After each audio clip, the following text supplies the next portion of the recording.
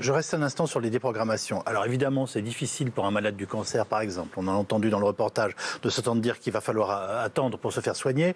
Mais il y aura des milliers et des milliers de personnes qui périront de leur cancer, qui n'auraient pas dû en mourir dans les 5-6 ans, affirme Axel Kahn. Je rappelle qu'il est quand même président de la Ligue contre le cancer. Vous partagez l'analyse ? C'est clair. Ou l'inquiétude, pardonnez-moi. C'est clair qu'il y a un certain nombre de patients, on a parlé des problèmes psychiatriques, nous on a une explosion, et là ça passe par le service des urgences, on a une explosion, le mot est choisi à dessein, des crises, des appels pour des troubles psychiatriques, une véritable explosion. Alors on est moins bien placé évidemment pour ce qui est des patients qui ont des lésions cancéreuses ou des traitements. Cette dame disait c'est pas important, mais si c'est important.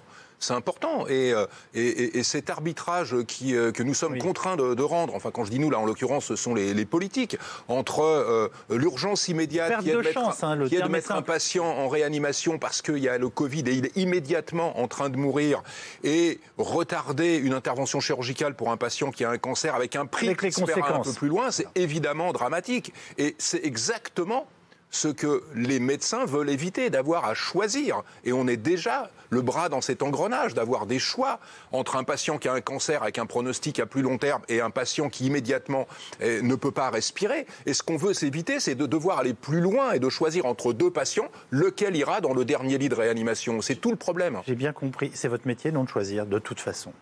Et notamment dans la médecine d'urgence. Alors, c'est notre métier. Vous arrivez sur un accident de voiture, enfin voilà, il y a des critères, on sait qu'il rentre. Pardonnez-moi, c'est toujours terrible d'aborder ces questions, mais ça a été rationalisé, il faut en parler normalement. Il faut aborder cette question. Choisir de ce qu'on fait pour un patient, oui, mais pas choisir entre des patients. Oui.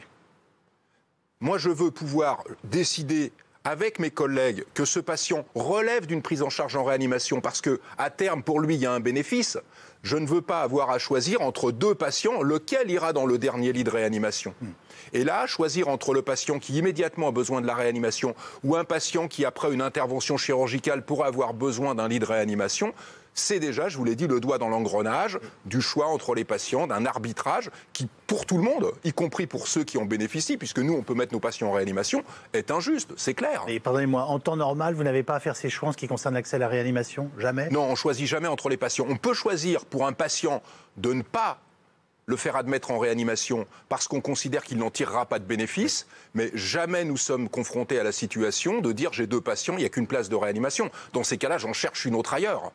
Mais jamais on choisit entre les patients dans ces circonstances.